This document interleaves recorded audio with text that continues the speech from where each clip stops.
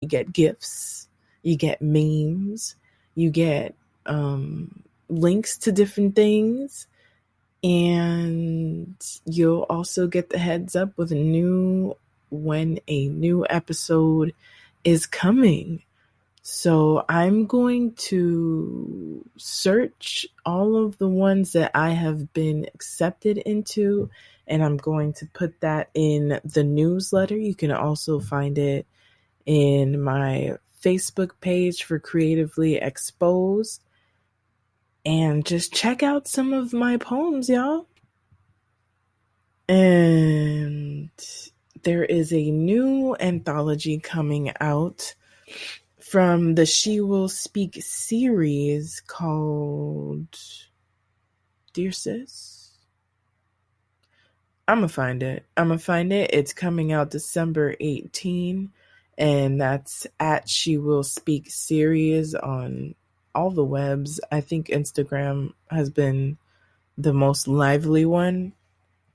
And yeah, man, just celebrating some of my wins, no matter how large, how small.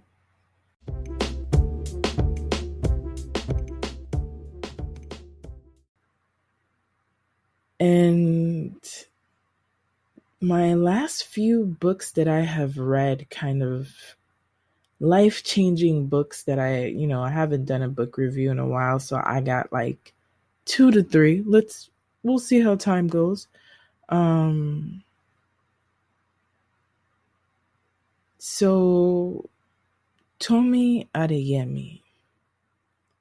If you don't know that name, please get your whole entire life. I know that they compare her to like the next J.K. Rowling, but she's on her own whole separate situation. And I first read Children of Blood and Bone. And when I tell you that there's very few books, like I can get emotional, but there's very few books that I'm in my car like crying, okay? And I was so wrapped up to the point where I started the book. I bought it on Audible because I just didn't want to waste no more time waiting for the library to buy it and then all that stuff. And Bonnie Turpin is the narrator. Like, I'm always convinced whenever I see her, I'm like, oh, this thing, it's gonna be good. It's gonna be good. So, Children of Blood and Bone gave me everything I didn't know I needed, wanted, and have been desiring. It gave me, first of all, it gave me Black people as main characters, African people as main characters. It gave me language. It gave me magic, orishas. It filled the depths of my little bruja heart. And there's racism, and there's fighting, and there's love, and betrayal, and adventure. And so then we come to the second part, which is Children of Virtue and Vengeance, and I was ill-prepared. I was not prepared for all of the things that were supposed to happen. The plot twists, it's just so many layers. Just when you think, oh, this is going to get resolved. Nope. Okay? All of the cliffhangers, all of the betrayals, more love. Man. Again, I was at my job, so I couldn't like boohoo cry, but like in my insides, I was wall sliding. And sometimes I'm like yelling at the characters like, girl. And I love that the main characters are mainly women doing badass things. They have powers and they have their ambitions, and nobody's going to get away in the way of that. And I'm not going to give you any spoilers. Just, even if you don't think you're into fantasy stories, this is not your average fantasy stories. Like, we're talking ancestors, we're talking about gods, black gods. Just go. Just go listen to it. If you're not part of the Tomi Adeyemi Hive situation, just dip your toe into Children of Blood and Bone. And if you've already read that, jump on Virtue and Vengeance, because, child, it's worth it. It's really, really worth it.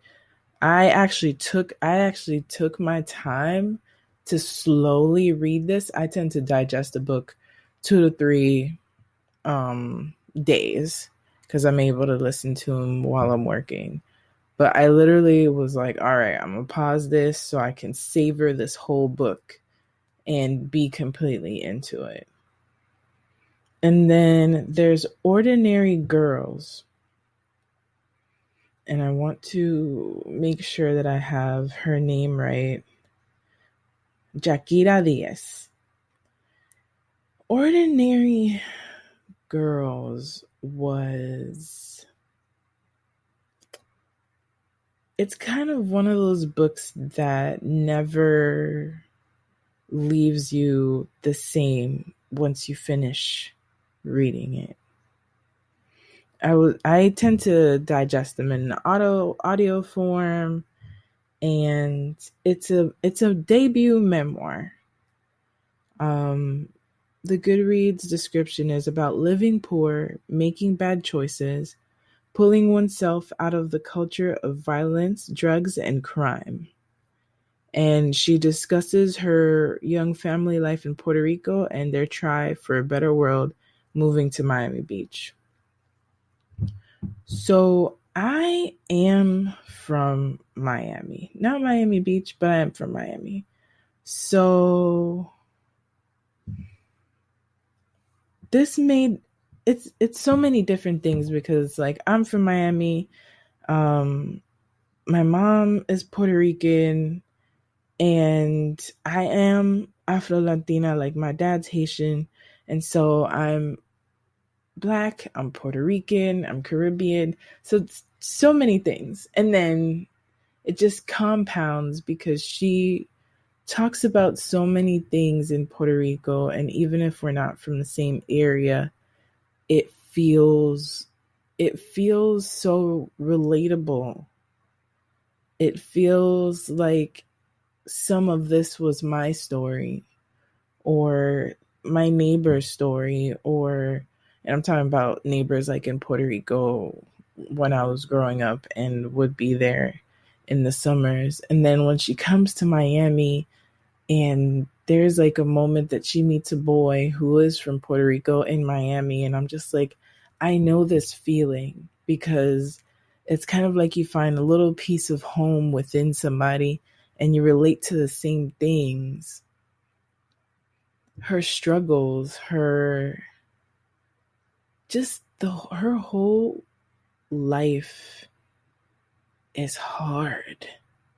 Like, it is so hard, and so there are moments that you just feel distraught, and it can be a heavy book, but I loved the very last quote where I guess she's telling her younger self to love each other more, fight less, and to all of the ordinary girls, God damn it, just live. And I think that her hard, difficult, tumultuous life is a reflection of so many things. I think that we tend to only, I do love me a great fantasy story. But when you can actually feel embodied in a book, and that's any genre, right? But like, I literally felt like my cousin was telling her story, or, I don't know. It just was so, it spoke to me so loudly. And there are things in there that didn't happen to me in my life, but I know that they're real. And to hear someone's story and how they lived and overcome and don't hide from the fact that this is part of them. This is part of their story. I don't know.